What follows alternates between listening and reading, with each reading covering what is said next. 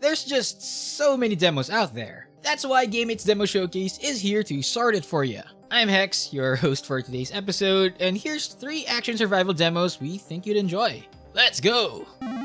Bloodshed is like a Vampire Survivors and an FPS love child. If you get easily addicted to survivor-like games, then this is no different. When I booted the game, the loading screens just took me back to the early 2000s with old PlayStation graphics. Retro-style graphics are clearly on trend, and I am not mad about it. It starts like your usual survivor-like game. Choose your character, and each of them has a different weapon and special skill. Well, except for Flint Steel for some reason. You basic.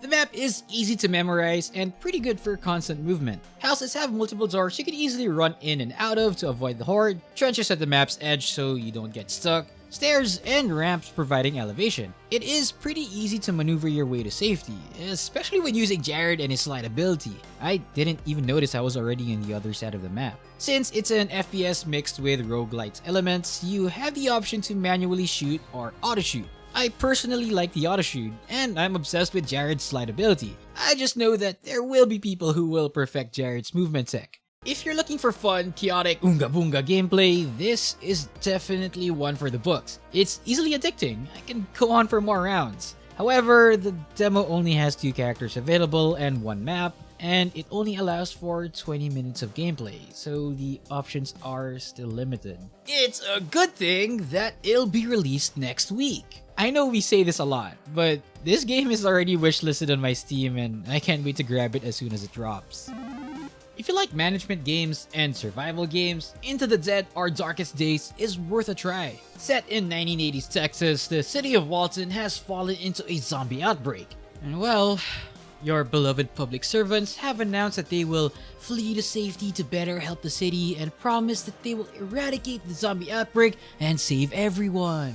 Yes, they escaped and left all of you to bite the dust. So it's up to you and your partner to survive while finding a way to escape the city, and maybe even discover some more sinister things behind all this. You choose your 2 characters. Yes, 2, each with 2 pros and 1 negative trait in terms of survival. Each round is either daytime or night, and you assign tasks to each character before starting the round. You can assign them to strengthen barricades, craft supplies or more workbenches, cook, sleep, play games to increase morale, and of course, scavenge for supplies, which means going out of the shelter you're in. Scavenging is where all the action happens. You go out of the shelter and gather supplies, find more survivors, fight zombies, and for the love of God, don't die. The weapons you get are all pretty easy to break too, so be careful. Scavenging nearby places can also reveal bits and pieces of the story by discovering clues. What happened? Why did this happen? Is there something bigger at play here? All I know is that I'm addicted to this game and I could not stop. Into the Dead: Our Darkest Days is coming soon in early 2025, so check this demo out and wishlist it if you like it.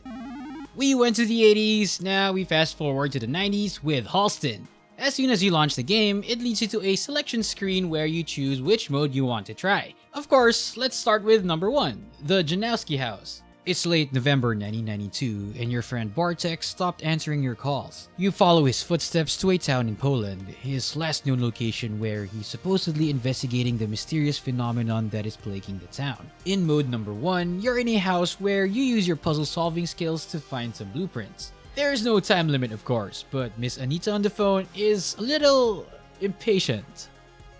The Janowski House mode is an amazing introduction and tutorial to what you can expect from the game. It's simple enough to let you learn the controls, but the devs didn't make the puzzle too easy for you. It also lets you know what's going on with the town. Somehow, a neighbor is inside the house and openly rambling on trivial matters like sewing dresses and casually talking smack, not even noticing the weird tentacle things surrounding the house. The next mode is the Tunnel. This time it teaches more of the combat within the game through an interactive museum led by Wodnik. Pretty straightforward. You learn how to use melee and other armed weapons and learn how the zombies of this game work. Like Bloodshed, I like the retro graphic style of the game. The mechanics where the perspective changes from isometric to third person over the shoulder when aiming your guns are surprisingly fluid. You might think it will easily take you out of the immersion, but it didn't feel like that at all. I really wanted to play some more, but the demo, of course, is limited.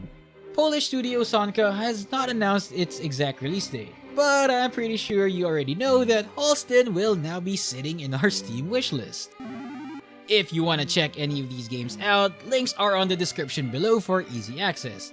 And if you want more video game goodness, make sure to like this video and subscribe to our channel. Don't forget to click that bell button so you know when new videos come out. Again, this is Hex, and I'll see you in the next one.